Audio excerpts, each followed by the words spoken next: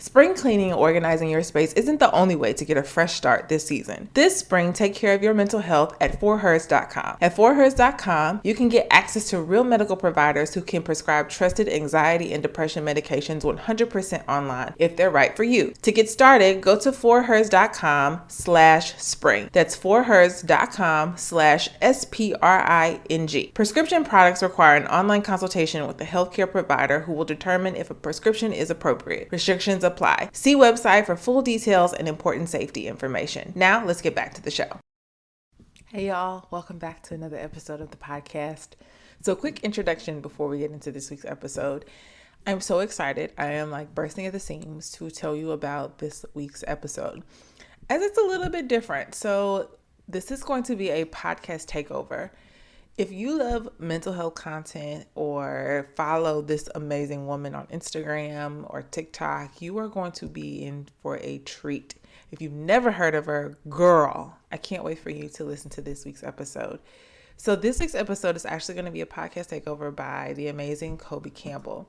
If you are aware of her content and know anything about Kobe, she is an award-winning licensed trauma therapist, author, media expert, and speaker. So Kobe is coming out with a new book. It's called Why Am I Like This? How to Break Cycles, Heal from Trauma, and Restore Your Faith. Kobe helps readers understand why it's so hard to break patterns as she offers them a deep understanding of how their past shapes their present. With tender wisdom, rare vulnerability, and profound honesty, Kobe reminds each reader that you are not alone as she empowers them to step into healing with evidence-based, faith-filled coping skills and resources. If you are anything like me, love this podcast, you are going to by far love this book. So if you're interested in purchasing Kobe's book, go to the link in the show notes. You can get it right now and you will be able to take part in really being able to heal, understand trauma, and understand it from a faith perspective. Again, if you are interested in the book, Why Am I Like This? How to Break Cycles, Heal from Trauma, and Restore Your Faith, check out the link in the show notes. So now let's get into the episode with Miss Kobe Campbell.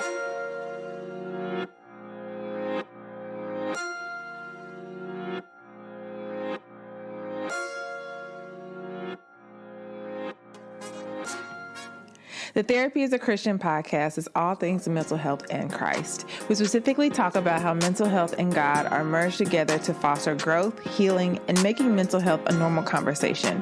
I'm your host, Rosin Renee, and welcome to the show.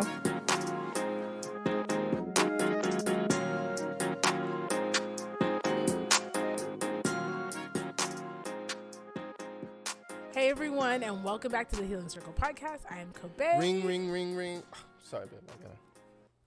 What's up, Barack? No, it comes out April 2023. This dude. Hey, man, you got to stop calling me. I mean, it's coming out April 4th of 2023. All right. Hey, give Michelle my love, bro. Later. Sorry, it's just talking about Why Am I Like This. It comes out April 4th, 2023. With a personal friend. We don't have to get into who it was. Oh my Please gosh. continue, babe. I'm Kobe. I'm Kyle. And we are so excited to be back with another episode of the Healing Circle podcast. We're going to jump right into it. So today we're going to talk about the different types of trauma. So we've talked a lot about trauma in the last couple episodes. In the last couple seasons, we've gone a lot into what trauma is, the different ways it can show up. But I think that it would be really helpful for you guys to understand that there are different categories of trauma, because I think it'd help you understand which one kind of fits your experience. And then we're going to talk a little bit about how trauma affects us. Yeah? Bet. All right, let's jump into it. So first I want to give you, and this is a good time for you to pull out a notebook, a pen, paper, your notes on your phone, because you're going to want to refer back to these as you process by yourself, with your friends, in your small group, with your therapist, whoever. Okay. You could also pre-order Why Am I Like This? And when you get the book, it'll have this in there. So if you don't want to write it down, just pre-order the book. What he said. So let's talk about acute trauma. Acute trauma refers to a single traumatic incident that happens in your life. So one incident. And Acute trauma is often the trauma that people think of when they hear the word trauma. It is like getting hit by a car. It is being sexually assaulted. It is your house catching on fire. It is like the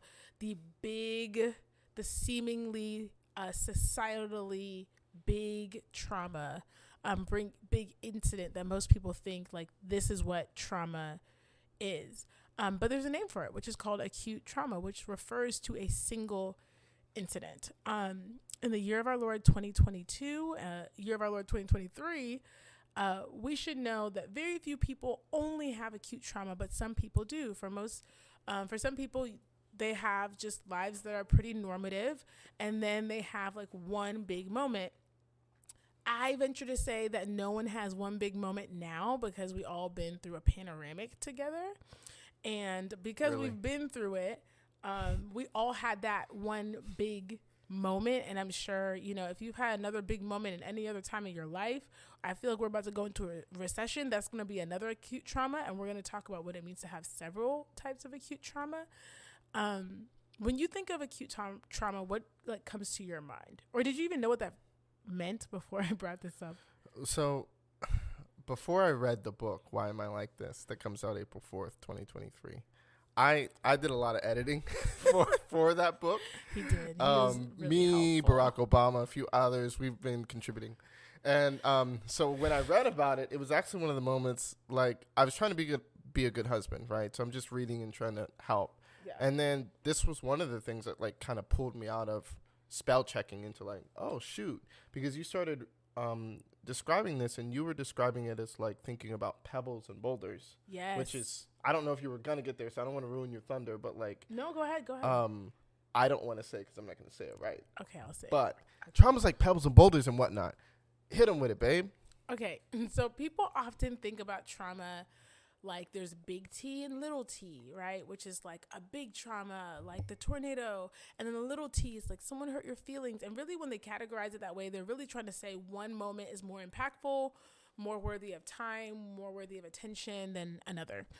But when I talk to my clients, I talk to them about pebbles and boulders, right? You can have a boulder, and the boulder would be acute trauma, the big, undeniable, clear mass of a moment that like stands before you, right? I got in a car accident and changed my whole life. Yeah, right, absolutely. Yeah. Or like it's literally changed my life because I can't walk, or because I was injured, or I have a chronic back pain, something like that, right?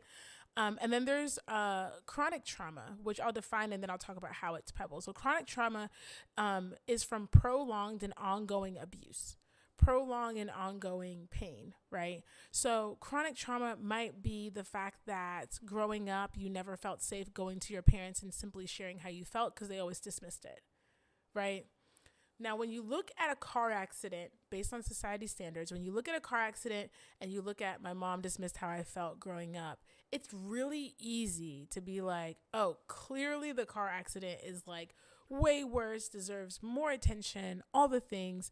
But I tell my clients, like, whether you have a big boulder car accident or you have all these small moments, which are like pebbles, either way, you have the boulder or you have all these pebbles that gather into a mass of a boulder anyway, right? It's like one rock or a bunch of little rocks that together weigh the same as a big rock, right? There is no big T and little t. There's just T. There's no big trauma and little trauma. There's just trauma, right? I talk in the book about how no one wins in the Pain Olympics because no gold medals in the Pain Olympics, y'all. There is none. There really isn't. And the truth is our body processes, I've said this before, emotional pain almost identically to the way it processes physical pain.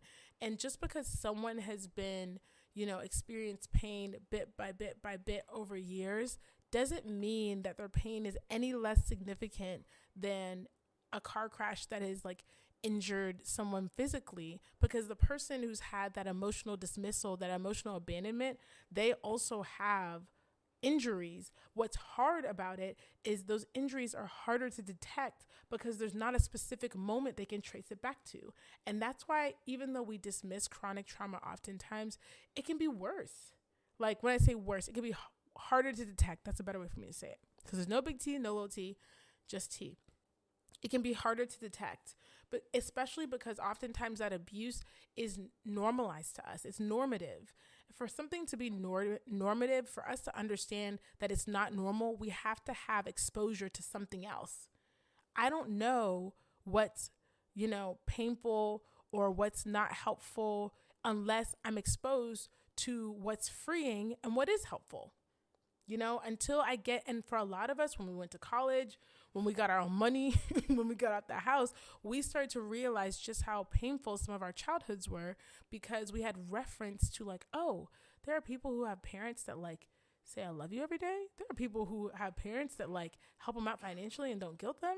There are people who have, a lot of us don't realize until we're exposed, which is I'll get into that later, but part of healing also is exposure to something beyond what you know. But there's something that includes both acute and chronic trauma sometimes, which is complex trauma, which is what I would argue a lot of us have. Complex trauma is a combination of both acute trauma and chronic trauma, and or several chronic traumas or several acute traumas. It's like any combination of the two traumas, whether it's two types of ongoing concurrent chronic traumas, or whether it's two types of ongoing concurrent or two different types of acute incidences. Complex trauma, and that's what makes it complex. It's because you may be dealing with the trauma that is a single clear moment, like a sexual abuse, and you may also be dealing with the lack of safety you had at home that kept you from being able to share it with anybody, right? And all of that trauma affects us. That's the point of us kind of breaking down acute, chronic, complex, is that it all affects us. It can affect us all differently because we're all different people with specific contexts. But I want to reiterate, feeling unsafe, feeling dismissed, feeling abandoned emotionally for long periods of times is chronic trauma. It's trauma. If your internal voice is mimicking the external invalidation you've heard your entire life, you've experienced chronic emotional trauma, right? And I think that that's hard for a lot of people to hold on to, because a lot of people think that it's cultural, especially for us. I don't want to go there. Do I want to go there? We treat children, we treat literally anyone who's not an adult, a full-grown adult, they don't matter. Their feelings are less real. Their pain is less visceral. Yeah. And we adultify children. So we do that. We give, especially in our community, and in a lot of minority communities. Well, sometimes it's got to be said. We treat our children with the worst of both hands. We adultify them. So we make a 5-year-old, we hold them to the standards of maturity that a 10-year-old should have. We shame them for not having them, or having that maturity. We beat them for not having that maturity. We do all of those things. So we adultify the kids. And then at the same time, we take away all of the autonomy that a more mature individual is supposed to get in exchange for their maturity. What do you mean? A 10-year-old has more access to own their own world than a 5-year-old does. Because they've gotten the autonomy of okay, well, no, you can dress yourself. You can make decisions. You can say, I don't want this, but I do want that. Those are the sort of things we let 10-year-olds do. Yeah. So, a 10-year-old has earned that by virtue of the maturity. They've gotten to a place where it's okay, they can handle more responsibility and be trusted to own their own world more and more and more. Yeah. But, what we do very often in our community is, on the one hand, we say, well, listen, you just gotta deal with this as if you're 14. You've just gotta be more mature. You gotta stop crying so much. Yeah. You gotta stop being hey, I just need you to do whatever I told you to do and shut up. Yeah. Right? We do that. And then we never think about even offering the benefits of what a 12-year-old is supposed to get. So 5, 6, 7-year-old minority kids, often in low-income communities and all this stuff culturally, they get the worst of both worlds. They're stuck. They never know when they're allowed to be a kid and when they have to be an adult. Yeah. They're constantly stuck in this middle place where they can't win. And I wanna clarify that we all of this ties back to societal oppression, slavery, all the things. It's a chronic trauma. It's a maladaptive trait from chronic trauma. For sure. And a lot of it is we historically, not even that we haven't known better, we haven't had the opportunity to do better. And when I say we haven't had the opportunity to do better, what it means to allow a child to be a child means that a child gets to make mistakes. But if a little black boy makes a mistake in front of the wrong person, that's his life. Mm-hmm. You know what I'm saying? And that's why I say, like, we haven't had the opportunity because systems of oppression have made it so costly to allow black children to be black children. Allowing children to be children is a form of privilege. Oh, absolutely. Right? Like, you have to have it. If you don't think about it, you won't know that. But if you actually consider what it takes to just let a kid be a kid, there's got to be other stuff in place to allow you to do that. So not everyone who treats their kid a certain way is a bad person. Yeah. They're living within a framework where they may genuinely feel like, I don't have another option. Yeah. I can't afford to let my kid do something that might hurt them. Yeah, absolutely. And like, this speaks specifically back to acute and chronic trauma, right? Because a chronic trauma might be not letting a child be a child, which can lead to the acute trauma of being sexually abused. Because the truth is, children who blindly obey are more likely to be preyed upon. You want your kid to listen, not ask questions. So what happens when an adult comes into their life and says, do this and don't tell nobody? You've trained the child to not discern. You've trained the child not contextualize. You've trained the child to just obey, right? And this is important because we don't magically grow out of this when we turn 18.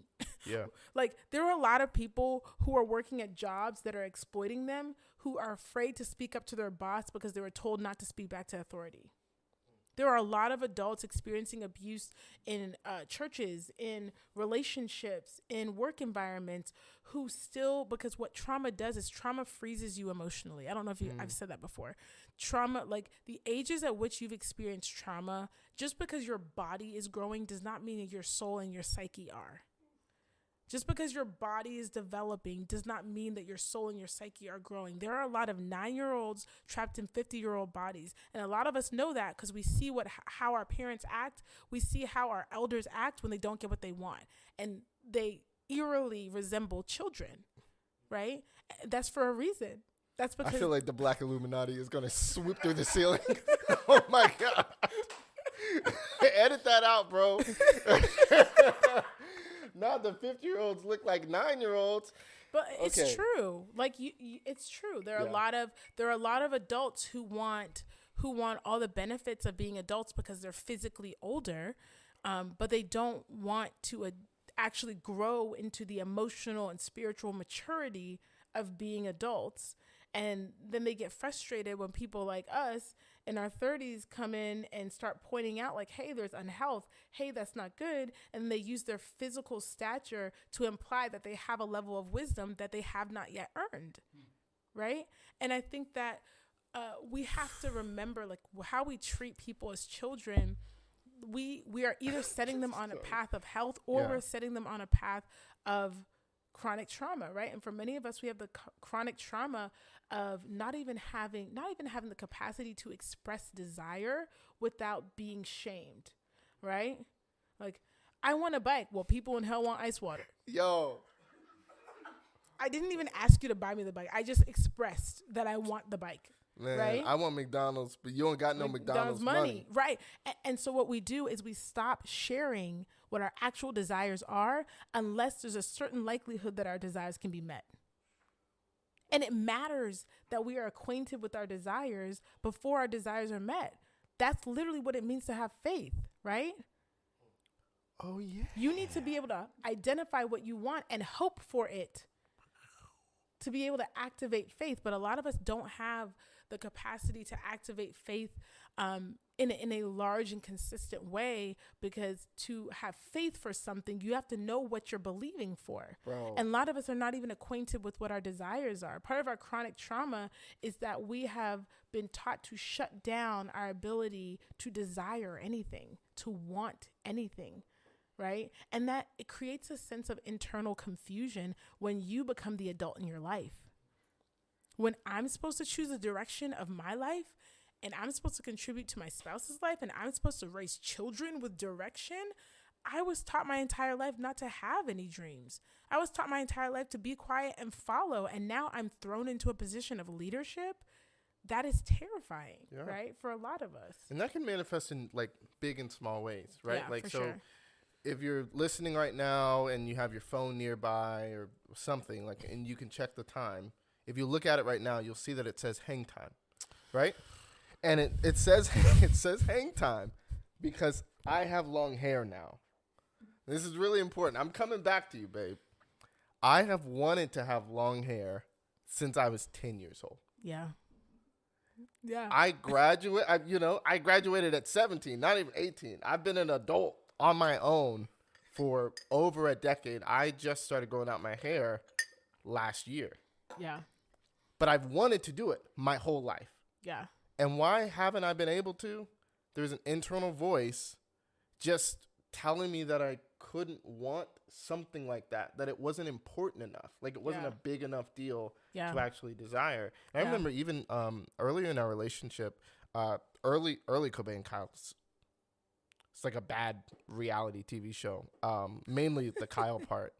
Cobain would want me to like lead in our relationship, right? And we can have the whole conversation about what it means to be a man and a husband and a father and lead, right? And, you know, the cliff notes of that are like, you don't only get to lead in making decisions. You have to lead in saying sorry. You have to lead in humility. You have to lead in all the other things too. So you can't just lead on one end of the spectrum. So, hey, that's my TED Talk for what it means to be a man.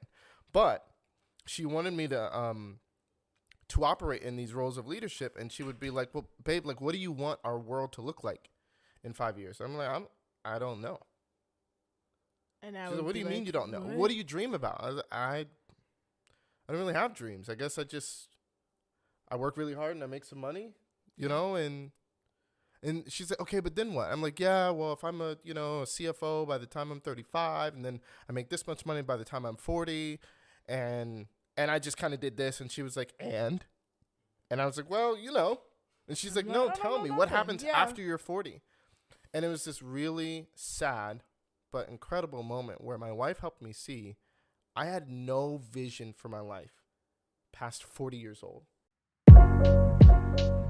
This episode of the Therapy is a Christian podcast is sponsored by BetterHelp. If you think you might be feeling depressed, stressed, anxious, or overwhelmed, which I know we all have, BetterHelp is here to help. So I think about all the time when I first started therapy back in 2018, and if I had never taken the step, where my life would be at now, especially having had now become married, have a kid, gone through a pandemic, being pregnant in a pandemic.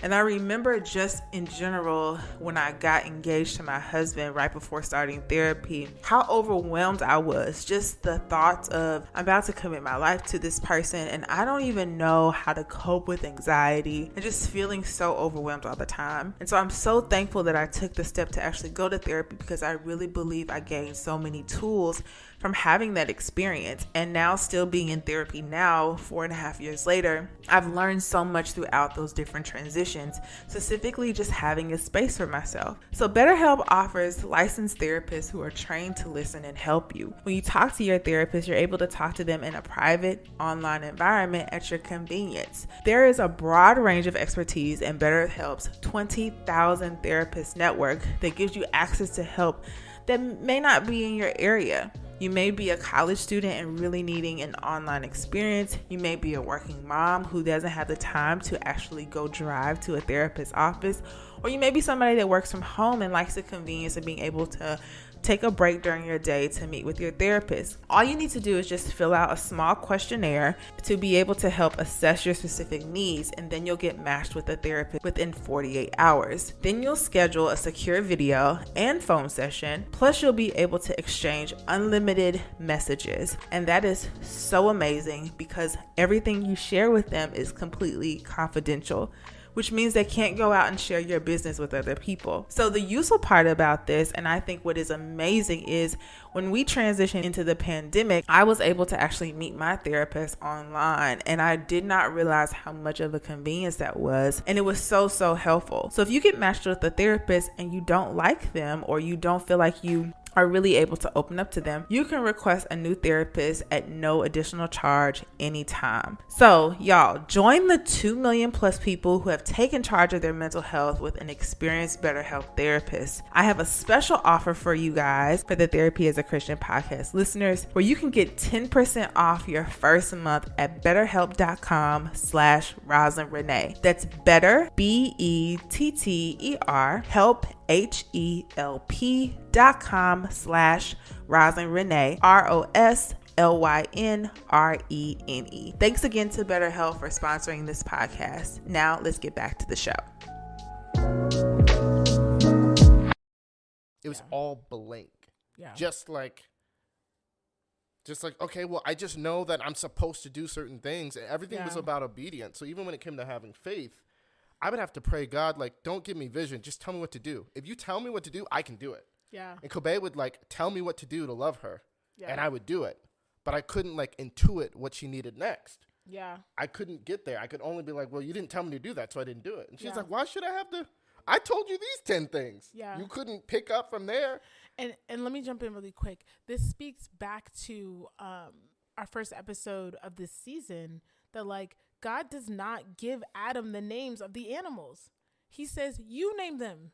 I want to see what you come up with. Spontaneity and creativity are a product of freedom. When you struggle to be spontaneous, when you struggle to be creative, there's something holding you hostage. Right. And like for you, it was the limiting beliefs. It was the chronic trauma you experienced growing up. It was some of the cultural trappings of what it means to grow up in America as a little Black boy. Like those things held you hostage from being creative, from being able to dream. Right. To be able to dream, you have to be able to suspend reality, at least for a little bit. Right. You have to be able to see something in here that doesn't exist out here. And like for you, your life became so concrete. Everything was about following the lead of someone else in a way that didn't allow you to lead.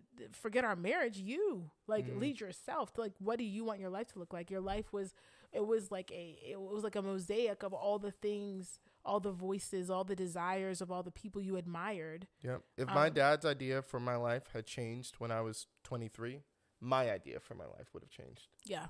Right. Like, and that's not like to shade him. Hopefully my son really values my voice and wants to be just like me and all of that. There's nothing wrong with that in itself. But the reality of my world, of my acute, my chronic, my complex trauma made me feel like the only way I'm going to be safe is if I'm incredibly obedient. Yeah. Right. The only way the gangs would leave me alone was when I did what they told me to do. Yeah. And there were always people in my world who were scary, who were trying to hurt me in some way, shape, or form.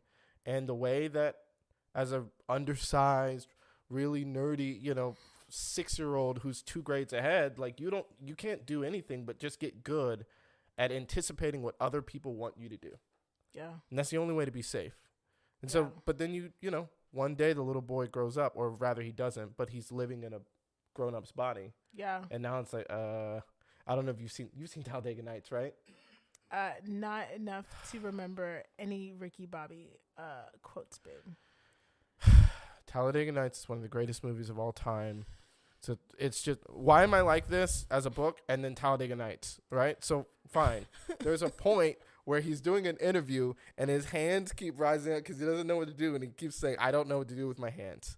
And it's hilarious and you should watch it. But that's what I woke up at like 21, 22, got a job, was like set for the future and was like, I don't know what to do with my hands. Yeah. No one's telling me what to do next. Yeah. Wow. And, I think about chronic trauma, and you were a good kid growing up, weren't you? I was the best of kids. Trust me, the good had all the emotional air.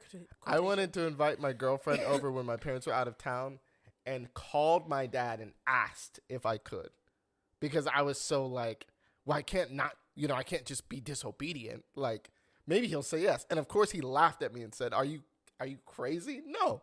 And then I actually listened to him, right? Like, I was that type of weird, obedient kid. It was good, I'm sure, for my parents in some ways, but it was not good for me in a lot of different ways. I was the very opposite. Meek Mill's House Party music video was shot at my house. Okay, guys, at my house. Okay. I was a very wild, belligerent child. As if my parents went to Costco for too long, it was a party. I'm stressed out just hearing this. Like, my heart is fluttering. Oh my God. The Christian in me is not supposed to say it was a good time, but that version of me knew it was a good time. Okay. I think that one of the like weird paradigms that I'm realizing is like obedient children only stand in the favor of the world for so long. Right? Oh, it only lasts for so long. And like I work with so many people, and like my twin sister is this person. I work with so many people who did exactly what they were told. And there are promises that the people who told them and directed them could not cash out on. Come on. You told me to go to college. You told me to be obedient. You told me to do this. You told me to do that. And like, at the end of the day, guess what? I now don't have a job. Yep. I don't have the job I want. I don't have the relationship you said I'd have. Yeah. I don't have any of the things that you guys said being the right person would always give me. And if we really want to go there, this is something that it's universal for sure, but it's especially true of the church. And you know that like when we got married, I wasn't a virgin. And the way that people felt about the idea that I got to marry the pastor's son and they didn't because they were virgin, like it was very wild. Like just watch Greenleaf and be like, some of that, just copy and paste. It was wild, ridiculous stuff. It became this world where people felt entitled because they were promised by people who couldn't cash out that if you do what I say, you'll get the good thing. Guess what? Doing the right thing doesn't always get you the good thing. And then the bad kids are out here, not all of them. We got our emotional issues for sure. But at the end of the day, we're taking risks. Like I was telling you this the other day. I actually think it was God's grace that sometimes when adults said things to me, I'd be like, you're a liar. I don't believe you. Because it was almost like the Holy Spirit giving me the courage to reject the lies that people wanted to sow into my life. Right? Because like at the end of the day, the very characteristics that made me a difficult child to deal with are the very characteristics that make me a fantastic therapist right now. I'm not afraid to tell the truth. I'm okay with paying the price of the truth. I'm okay with you not liking me. I'm okay with you being upset with me. Will I cry? Absolutely. But I'm still going to do what I know is right. No, I'm going to cry. Oh, absolutely. I'm going to cry. But I'm going to do what I need to do. That's correct. Absolutely.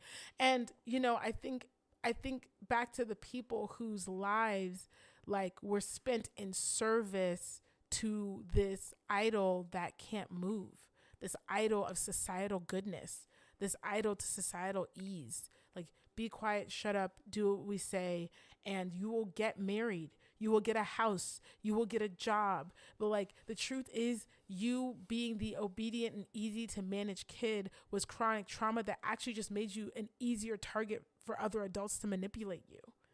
Right? And so like there's so many people who are angry because we've been taught that this societal, first of all, we've conflated goodness with ease. If you're easy to deal with, it's because you're good. That's not true. Right? We all went to high school with the person who like looked like they was like the perfect kid, and you knew they were doing everything, but they looked good. And it's not even about like what you're doing. I think that a lot of us have like been taught that like the more convenient you are to other people, the more your worth increases. But in adulthood, like a lot of the people, and this is just my opinion, I don't know anyone who enjoys their life, who genuinely enjoys their life as an adult, who has not been accustomed to not being liked and who has not been accustomed to not taking risks. Every single one. Yeah. But there's a sense of self you have to take risks. But when you have given your sense of self on the altar of acceptance, on the altar of safety, the perception of safety, who's going to give you the strength to take risks? Hopefully the Lord and community and therapy. But like, that's also what chronic trauma looks like. Chronic trauma looks like waking up at 30 one day and realizing you have no clue who you are, because your life is just a fruit medley of other people's thoughts, feelings, and opinions. Right? Yeah. I think one of the things that, like, we talk about acute, chronic, complex trauma, and it's we're really talking about the reason why it's important is because the things that you can't speak about, it's very difficult to address. Yeah. Right? Just like, for sure. if your spouse, those of you who are married, if your spouse asks you, babe, why do you love me? And you can't answer it, you need 30 minutes to come back. I don't know. It's going to be a problem, right? Sure. Because in some sense, like the things that you know and you feel, you should be able to just put words to, right? Yeah. Like there's nuance Not there, but always, like, but yeah. but like we know when you know something, when you can tell somebody about it. Yeah. And so I know for me, like I found out, I became awakened to the idea of like, oh, maybe I didn't grow up as normal as I thought. Maybe, I read my whole elementary school library by myself. And I used to think that was just kind of cool. But then like you start to think about, what does it take for a 7 or 8 year old to have enough time to do that? Kyle it's like, used to tell I me was that just with hiding pride. from bullies, and the Yeah. the librarians would let me hide in the library. And because I was smart enough, my teachers didn't make me go to class because they knew I knew the stuff. I spent half my childhood hiding in books. Yeah. And it's like, so you become awakened to that. Yeah. And part of it is like, it's so overwhelming. Like, okay, what's wrong with me? What's right about me? What are the bad things that God has like redeemed and made good things? Like what's worth keeping about me? What's worth throwing away? I have no idea. Yeah. And being able to say, okay, this was acute. So this was like a moment. This was actually chronic. Like this happened a lot. And then here, this is complex. For instance, I may cry. I try to be intentional about actually crying because not enough cool black men with long hair do enough crying in public, okay? So if it comes, I'm just going to let it flow. But I can remember being like 7 or 8 years old. And this is a moment I've talked about with my brother. I like cried and apologized to him about it. And he's like, bro, I don't even really remember that, which is its own podcast, how two people can experience the same thing and like not even see it the same way. Yeah. I was being beat up. There was a lot of like gang activity, and my twin brother, who's younger than me, has always been my little brother. And in many different ways, I would do what I thought would get me the most attention from the bullies because I wanted to protect my little brother.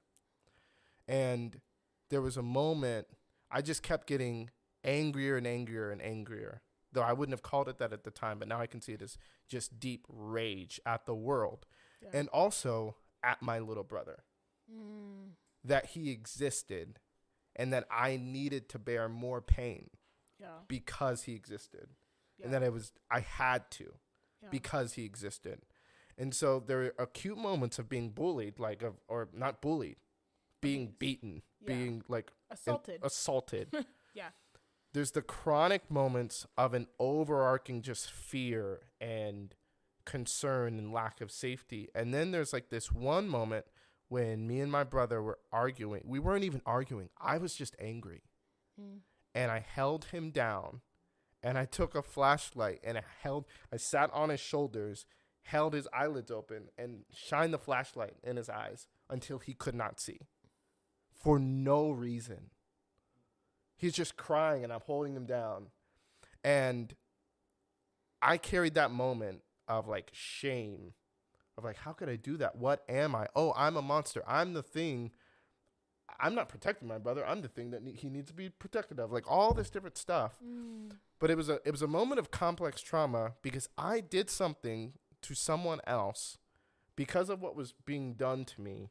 And I had feelings about my brother that weren't fair because of what I felt like I had to do for him.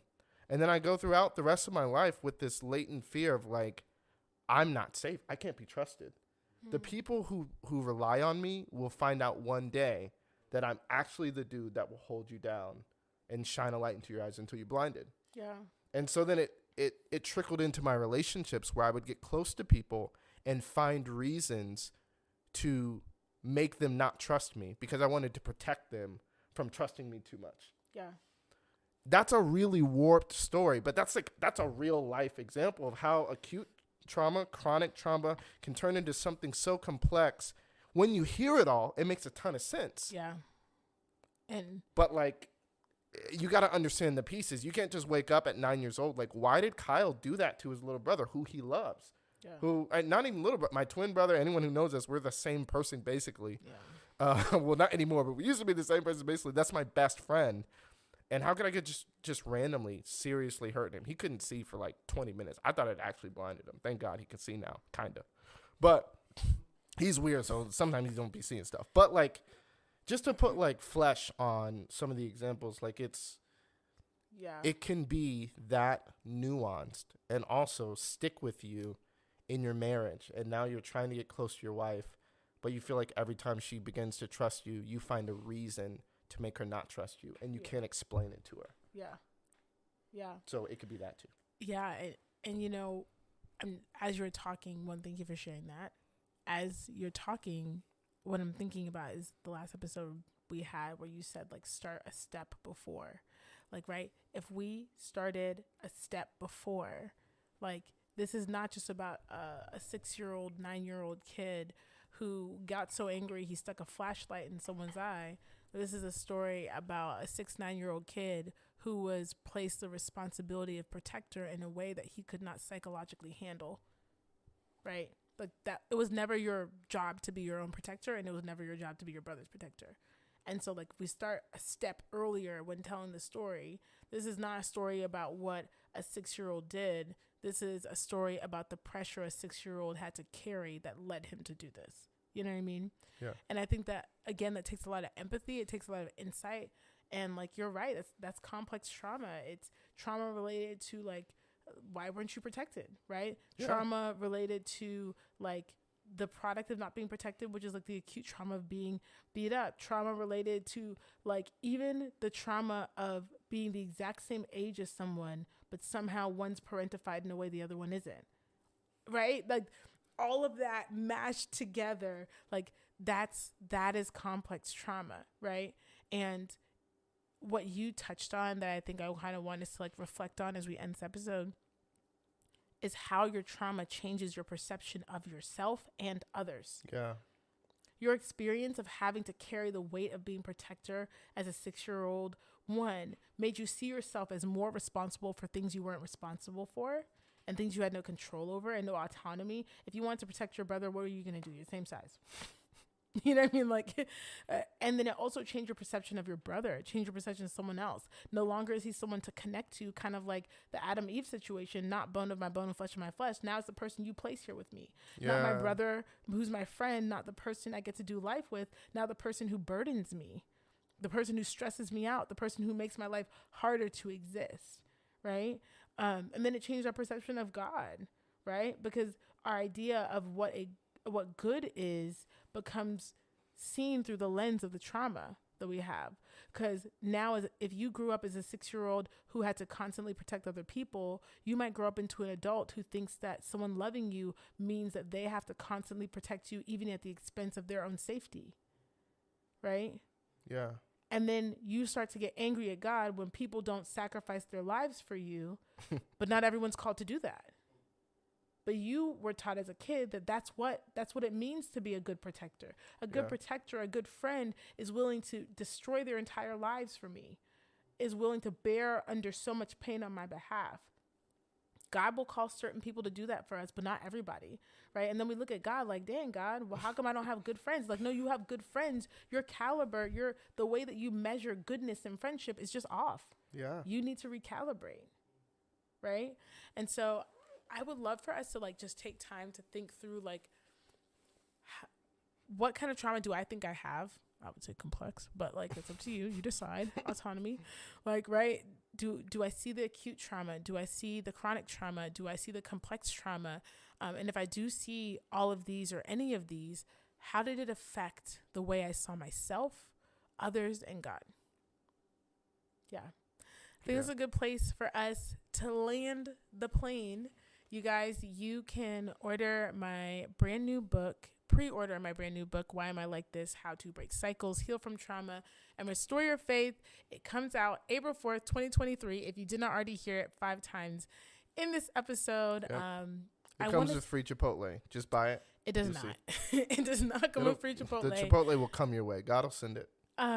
We pray it does, with chips and guac. And if you want to join an amazing community of people who are ready to laugh, grow, heal together, join my inner circle. You get 3 months completely for free. I have devotionals in there, courses in there. We're talking every single day, daily check-ins, meetups, events, all the things. If you want to get deeply connected, then join us. Again, it's free for 3 months. And then if you're looking for a therapist, I have expanded my practice. I have Maria. She is amazing. She is just an awesome person. She provides therapy in both English and in Spanish. So if you're bilingual, or if you are connected to a family, or would rather just want to do services in Spanish, you have that option. Also, Kyle is joining our practice as a coach. So if you want to see someone who's not me, who has hang time, then you can see Kyle. Yeah, that. Yeah. Yeah, if you just need an expert and someone who really knows their stuff, but you'll settle for someone who lays in the same bed with that person, I'm your guy. I'll be here for you. We are so grateful for you guys. So grateful that you followed us in our journey. We're in season 5, guys. We've been at this for a minute. Bro. We are not new to this. I think Obama was president the last. No, when we quite started. Literally, Obama was president. Come back, come back, please. Oh God. Okay. We love you guys. We'll talk to you soon. Hey guys, I hope you guys enjoyed this episode takeover with the Therapy for Christians podcast. We are so excited to share a little bit of our wisdom and insight with you guys, and we had so much fun making this episode. I want to invite you guys to be a part of something beautiful and powerful. I want to invite you to be a part of getting a message of healing, hope, and restoration out to the world through buying and sharing about my book. Could you imagine a world with 10,000 people healed, 10,000 people restored, 10,000 generations renewed? How amazing would that be? So join with me and join with God in this amazing goal to get this book out to as many people as possible so that healing can be their portion. Happy healing. Bye, guys. Children's National Hospital in Washington, D.C. improves children's health by developing better treatments and technologies. Ranked number 5 in the nation, we take on the most complex, rare, and life-threatening conditions because all children deserve a healthy future. Learn more at childrensnational.org/innovation.